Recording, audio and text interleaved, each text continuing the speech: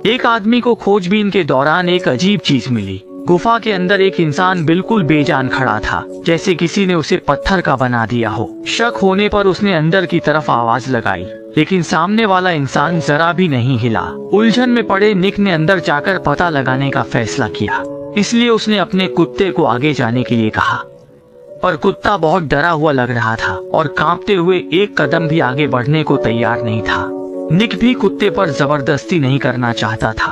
उसे अकेले ही सावधानी से गुफा के अंदर जाना पड़ा, लेकिन कुछ ही कदम चलने के बाद उसके सामने एक ऊर्जा आ गई जो उसे रोक रही थी। हैरान परेशान निक ने अपना हाथ आगे बढ़ाकर उसे छूने की कोशिश की और पाया कि वो ऊर्जा बिल्कुल ठोस थी, जैसे हवा की कोई दीवार हो, और हर कदम उठाना बहुत मुश्किल हो रहा था। लेकिन उस आदमी के बारे में जानने के लिए उसे अपना डर भुलाकर आगे बढ़ना ही पड़ा। पर जैसे जैसे वो आगे बढ़ा, निक ने डर कर देखा कि सामने वाला आदमी धीरे धीरे चलने लगा है। यह देखकर उसका सिर चकरा गया। जैसे ही वो हवा की दीवार के पार गया, सामने वाला आदमी भी तेजी से चलने लगा।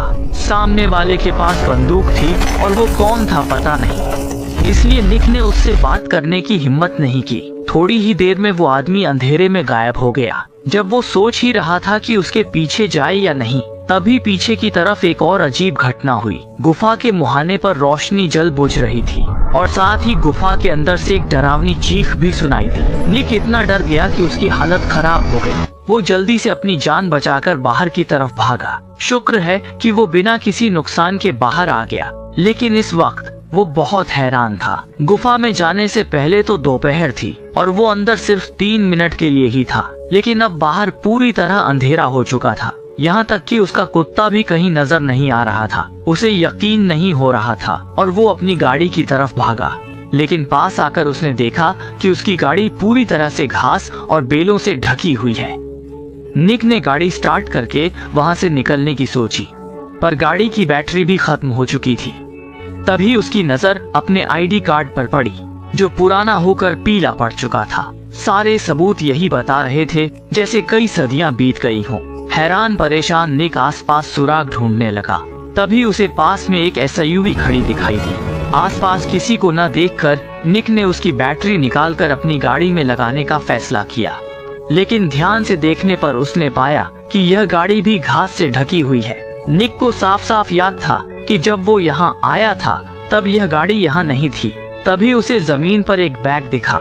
ऊपर से मिट्टी हटाने पर उसने पाया कि यह उसके एक स्टूडेंट डैशन का बैग है। तब जाकर निक को मामले की गंभीरता का एहसास हुआ। उसने अंदाजा लगाया कि उसके गुफा में जाने के बाद उसके स्टूडेंट्स भी उसे ढूंढने आए होंगे। लगता है वो लोग भी गुफा के अंदर चले गए। ये सोचकर वो दोबारा गुफा की तरफ भागा और इस बार अपने साथ बहुत सारी ग्लो स्टिक्स ले गया।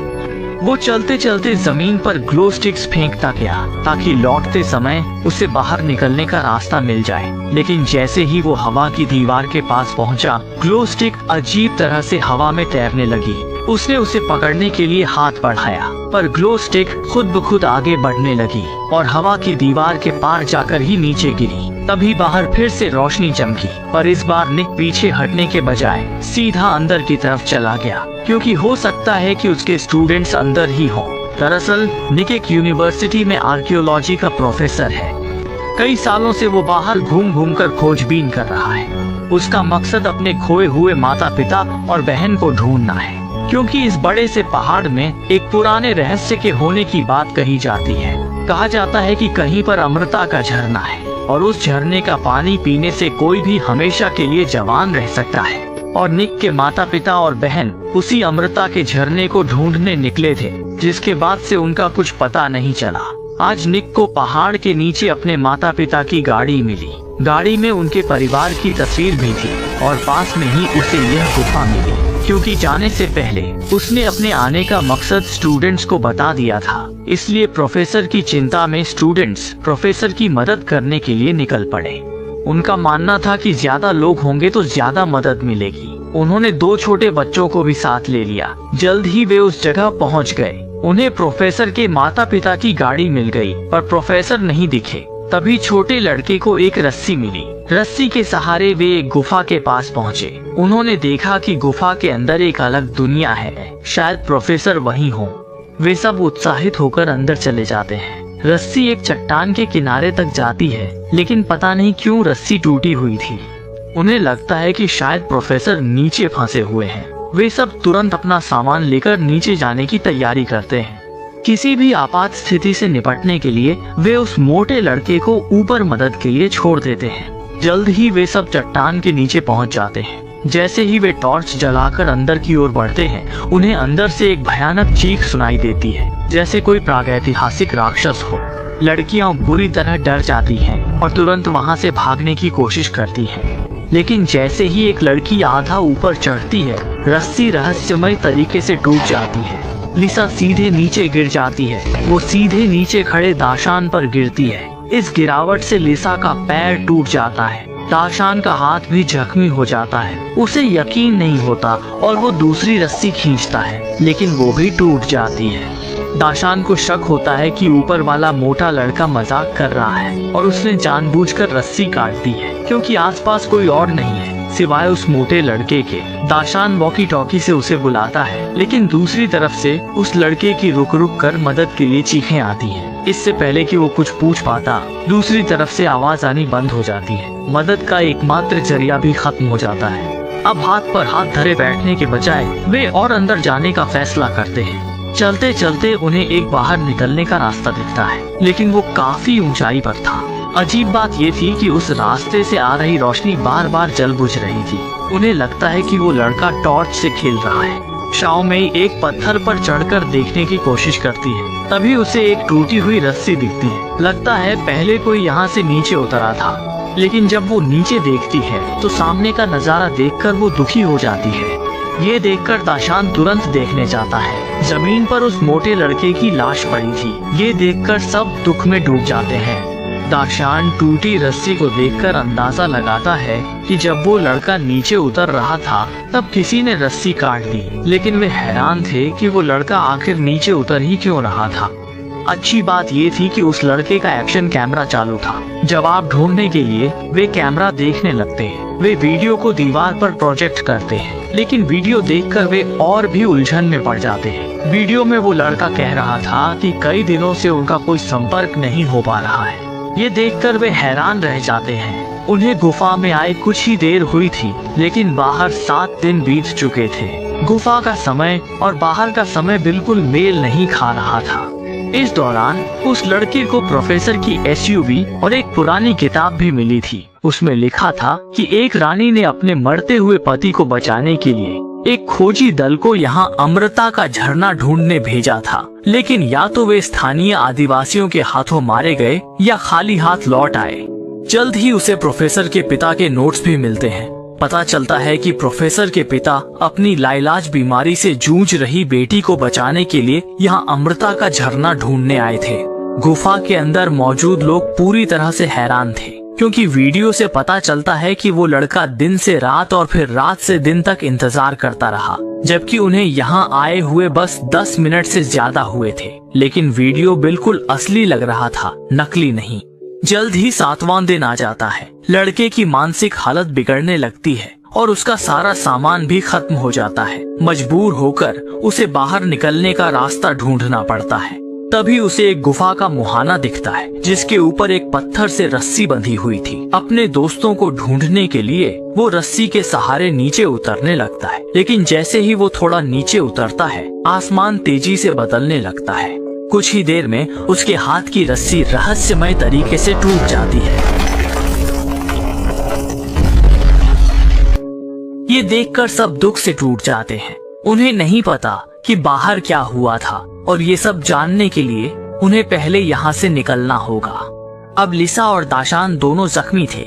यहाँ से निकलने की जिम्मेदारी अब बिना अनुभव वाली जियाओ मेई पर थी। मजबूरन जियाओ मेई को चट्टान की दीवार के सहारे चढ़ना पड़ा। जैसे जैसे वो ऊपर चढ़ती गई, ऊपर की हवा भी बदलने लगी। जब जियाओ मेई बड़ी मुश्किल से ऊपर चढ़ी तो सामने का नजारा देखकर वो हैरान रह गई। उसने देखा कि आसपास सब कुछ पूरी तरह से बदल चुका था। पहाड़, नदियाँ, सब कुछ बदल गया था। यहाँ तक कि हवा में भी एक अजीब सी गंध थी। ऊपर की रस्सी भी गायब थी, मानो हजारों साल बीत गए हों। कोई और चारा न होने पर जियाओ मेई ने मदद के लिए कॉल करने की कोशिश की, लेकिन उसे कोई सिग्नल नहीं मिल रहा था। उसे लगा कि कम ऊंचाई की वजह से सिग्नल नहीं है, इसलिए वो और ऊपर जाने लगी। लेकिन तभी एक जबरदस्त रेतीला तूफान आ गया। जैसे ही जियाओ मेई सिग्नल ढूंढ रही थी, आसमान में अचानक एक बहुत बड़ा तिकोना स्पेसशिप दिखाई दिया। इस अजीब नजारे से डरकर वो वापस गुफा में चली गई। उसने बाहर जो कुछ भी देखा वो सबको बताया, लेकिन उसकी इस अविश्वसनीय कहानी पर किसी ने भी यकीन नहीं किया। आखिर वो सिर्फ कुछ सेकंड के लिए ही तो ऊपर गई थी। हारकर जियाओ मेई ने उन्हें अपना रिकॉर्ड किया हुआ वीडियो दिखाया। वीडियो में वो नजारा देखकर सबके होश उड़ गए। तभी दाशान ने जियाओ मेई को अपना फोन दिया। पता चला कि वो भी नीचे वीडियो रिकॉर्ड कर रहा था, लेकिन उसके फोन की रिकॉर्डिंग में सिर्फ कुछ सेकंड ही बीते थे, जबकि ऊपर की रिकॉर्डिंग में 30 मिनट गुजर चुके थे।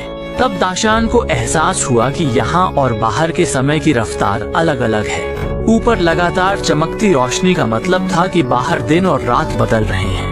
रस्सी किसी ने काटी नहीं थी, बल्कि लंबे समय तक घिसने की वजह से वो अपने आप टूट गई थी। दाशान ने फिर से जाओपांग की रिकॉर्डिंग देखी। उसने पाया कि जब वो गिरा था तब वो मरा नहीं था। उसने अपने साथियों को बुलाने के लिए वॉकी टॉकी उठाने की कोशिश की, लेकिन जैसे ही वो बोलने वाला था, पास में तेजी से एक रहस्यमयी आदमी आया। उस आदमी ने बिना कुछ कहे जाओपांग की जान ले ली। यह देखकर सबके रोंगटे खड़े हो गए। इसका मतलब था कि इस गुफा में और भी लोग हैं। उनकी जान कभी भी खतरे में पड़ सकती है और बचने की एकमात्र उम्मीद सिर्फ वो गुफा का मुंह था।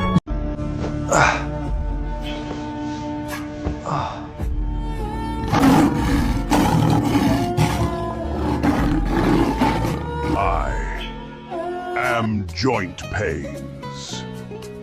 I am dangerous. No! It's Paingo oil! Pango oil best for all joint pains, knees, shoulders, back, and other joints. Xiao Mei ने ऊपर चढ़ने का फैसला किया ताकि वो नीचे रस्सी फेंककर बाकी लोगों को बचा सके। ठीक उसी समय लीसा ने रिकॉर्डिंग देखते हुए एक बात पर ध्यान दिया। वो ये कि बाहर की रोशनी दिन और रात की तरह नहीं बदल रही थी, बल्कि ऐसा लग रहा था जैसे मौसम बदल रहे हों। शायद गुफा में उनके कुछ घंटों का मतलब था कि बाहर हजारों साल बीत चुके हैं। जब सब सोच में पड़े थे कि क्या करें, तभी आसमान से एक बड़ी लोहे की छड़ नीचे गिरी और फिर वो एक सीढ़ी में बदल गई। जियाओ मेई समझ नहीं पाई और जल्दी उस पर चढ़ने लगी। तभी ऊपर से पूरी तरह हथियार बंद एक नकाबपोश आदमी नीचे आने लगा। सब डर से कांपने लगे। अचानक गुफा से एक जंगली आदमी निकला और नकाबपोश से लड़ने लगा, लेकिन वो उसका मुकाबला नहीं कर पाया। कुछ देर में हार गया और नकाबपोश ने उसे काबू कर लिया। यह देखकर सब अपनी जान बचाने भागे। भागते भागते गलती से एक और गुफा में पहुंच गए, जहां उन्होंने 2 लाशें देखी। वे प्रोफेसर के माता पिता थे। थोड़ी दूर कुछ और जंगली आदमी बैठे थे। दाशान ने तीनों को चुपचाप पीछे हटने को कहा, लेकिन जंगली आदमियों ने देख लिया। बाकी लड़कियों को बचाने के लिए दाशान को उनसे लड़ना पड़ा, पर अकेला 4 लोगों से नहीं लड़ सका। थोड़ी देर में जंगली आदमियों ने उसे जमीन पर गिरा दिया। 2 जंगली आदमी बाकी 3 लड़कियों का पीछा करने लगे। किस्मत से तीनों सही समय पर छिप गईं और बच गईं। दाशान की मदद के लिए जियाओ मेई जल्दी लौटी, लेकिन तब तक दाशान मर चुका था। दुख में डूबी नकाबपोश आदमी गुफा से बाहर निकला। उसने कप में झरने का पानी भरा, फिर वहाँ से जाने लगा, लेकिन जियाओ मेई को दुखी देखकर रुक गया। शायद कुछ याद आया, इसलिए वापस मुड़ा। वह दाशान की लाश को खींचने लगा। नकाबपोश आदमी लाश का अपमान करना चाहता है, ये सोचकर जियाओ मेई ने जान की परवाह किए बिना विरोध किया। नकाबपोश आदमी ने उसे झटके में जमीन पर गिरा दिया, फिर दाशान को झरने के पास ले गया। जियाओ मेई रोकने की कोशिश कर रही थी, तभी जंगली आदमियों ने घेर लिया। नकाबपोश आदमी ने दोनों को पीछे छिपा लिया और जंगली आदमियों से लड़ने लगा। तभी दाशान किसी चमत्कार की तरह जिंदा हो जाता है। शायद यही वो मशहूर अमर झरना है। लेकिन तभी मास्क वाला आदमी बुरी तरह पिट रहा था और जंगली लोगों ने उसका मास्क भी उतार दिया। मास्क उतरने के बाद उसे सांस लेने में तकलीफ हो रही थी। उसके चेहरे पर बहुत ज्यादा दर्द था, लेकिन फिर भी वो दर्द सहकर जंगली लोगों को जमीन पर गिरा देता है, पर वो भी पूरी तरह थककर जमीन पर गिर पड़ता है। दाशान जल्दी से उसका मास्क उठाकर उसे पहनाता है, लेकिन तब तक बहुत देर हो चुकी थी। मास्क वाले आदमी के हाथ पर उसका हेल्थ बार दिखता है। उसकी जिंदगी का काउंटडाउन शुरू हो चुका था। तभी लीसा और दूसरी लड़की भी वहाँ आ जाती है। शाओमेई मास्क वाले आदमी से उसके बारे में पूछती है, पर वो कुछ समझ नहीं पाता, इसलिए वो अपने हाथ पर लगे डिवाइस का बटन दबाता है। चारों के चेहरे स्कैन करने के बाद हवा में एक न्यूज रिपोर्ट दिखती है, जिसमें उनके लापता होने की खबर थी। इसके बाद मास्क वाला आदमी एक और प्रोजेक्शन दिखाता है। उसे देखकर सबको एहसास होता है कि उनके गायब होने के 1000 साल बाद धरती का वातावरण बहुत खराब हो गया है। ये अब जीवों के रहने लायक नहीं है। पेड़ पौधे और जानवर एक एक करके खत्म होने लगे हैं। इंसानों ने अपनी नस्ल को बचाने के लिए एक तिकोना स्पेसशिप बनाया और मंगल ग्रह पर जाकर बसने का फैसला किया। जब तक कि धरती का इकोसिस्टम खुद ठीक नहीं हो जाता, तब वो स्पेसशिप से वापस धरती पर आ जाएंगे। ये देखकर सब बहुत निराश हो जाते हैं। बाहर की दुनिया पूरी तरह बदल चुकी थी। अगर वो अब यहाँ से भाग भी जाए तो भी वो इस जमाने से नहीं जुड़ पाएंगे। अब वो पूरी तरह से पुराने जमाने के लोग बन चुके हैं। दाशान को लगता है कि उन्हें हिम्मत नहीं हारनी चाहिए। सबसे पहले उन्हें प्रोफेसर को ढूंढना होगा। प्रोफेसर के पास जरूर कोई उपाय होगा। इसके बाद वो 2 टीमों में बंट जाते हैं। दाशान अकेले प्रोफेसर को ढूंढने जाता है और बाकी 3 लोग शाओपांग को झरने के पानी में जिंदा करने के लिए ले जाते हैं। दाशान को जमीन पर प्रोफेसर की गिराई हुई ग्लो स्टिक्स दिखती है। ग्लो स्टिक्स के रास्ते पर चलकर वो देखता है कि जमीन पर कई जंगली लोग पड़े हैं और एक छोटी जंगली लड़की झरने के पानी से अपने साथी को ठीक कर रही है और प्रोफेसर भी बेसुध जमीन पर पड़े थे। लगता है प्रोफेसर निक और जंगली लोगों के बीच लड़ाई हुई थी। प्रोफेसर के सामने एक हवा की दीवार थी, जिसके अंदर चीजें बहुत धीरे चल रही थीं। उसमें कई अनजान चेहरे भी थे। प्रोफेसर की बहन भी उसी में फंसी हुई थी। लगता है पहले भी कई लोग अमृता का झरना ढूंढने आए थे, लेकिन आखिर में सब उस हवा की दीवार में फंस गए। दाशान प्रोफेसर को अमृता के झरने में ले जाकर ठीक करना चाहता है, लेकिन प्रोफेसर अपनी बहन को छोड़ना नहीं चाहते। वो मरते दम तक अपनी बहन के साथ रहना चाहते हैं। ये देखकर दाशान वापस चला जाता है। सब मिलकर शाओपांग को झरने के पानी में डालते हैं और चमत्कार होने का इंतजार करने लगते हैं। लेकिन तभी बहुत सारे जंगली लोग उनका पीछा करते हुए आ जाते हैं। सब लोग शाओपांग को वहीं छोड़कर भागने लगते हैं और उसी गुफा के मुंह की तरफ भागते हैं। दाशान जल्दी से मास्क वाले आदमी की सीढ़ी निकालता है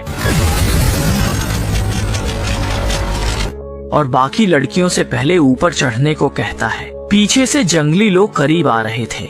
जैसे ही वो उनके पास पहुँचे, दाशान भी सीढ़ी पर चढ़ने में कामयाब हो गया। पर सबसे ऊपर खड़ी शाओमेई ने देखा कि गुफा का मुंह अब एक तालाब बन गया है। जब वो सोच ही रही थी कि क्या करे, तभी ऊपर से एक अजीब हाथ निकलता है और उसे कसकर पकड़कर ऊपर खींचने लगता है। दाशान ये देखकर जल्दी से उसका हाथ पकड़ लेता है, पर तभी नीचे एक जंगली आदमी को सीढ़ी का स्विच मिल जाता है और वो बटन दबाकर उसे बंद कर देता है।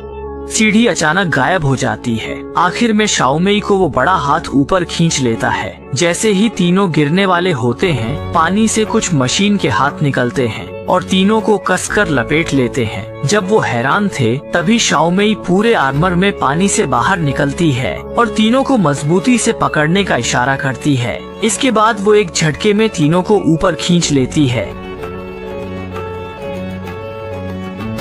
नीचे खड़े जंगली लोग ये देखकर हैरान रह जाते हैं। तभी कुछ और हाथ निकलते हैं और गुफा में मौजूद प्रोफेसर, शाओपांग और बाकी लोगों को लपेट लेते हैं। कुछ देर बाद शाओपांग सबसे पहले पानी से बाहर आता है। उसके बाद प्रोफेसर। दोनों एक दूसरे को हैरानी से देखते हैं। उन्हें समझ नहीं आता कि क्या हुआ। तभी बाकी लोग नए यूनिफॉर्म पहनकर वहां आते हैं। यहाँ तक कि प्रोफेसर के माता पिता और बहन भी अमृता के झरने से जिंदा होकर आ गए थे। शाओपांग खुद से दूर जाती धरती को देखता है और सबसे पूछता है कि वो कहाँ जा रहे हैं। लीसा ने समझाया कि धरती अब रहने लायक नहीं है। अब वे तिकोने स्पेसशिप में मंगल ग्रह जा सकते हैं और उन्हें नई जिंदगी का सामना करना होगा। Subscribe, please.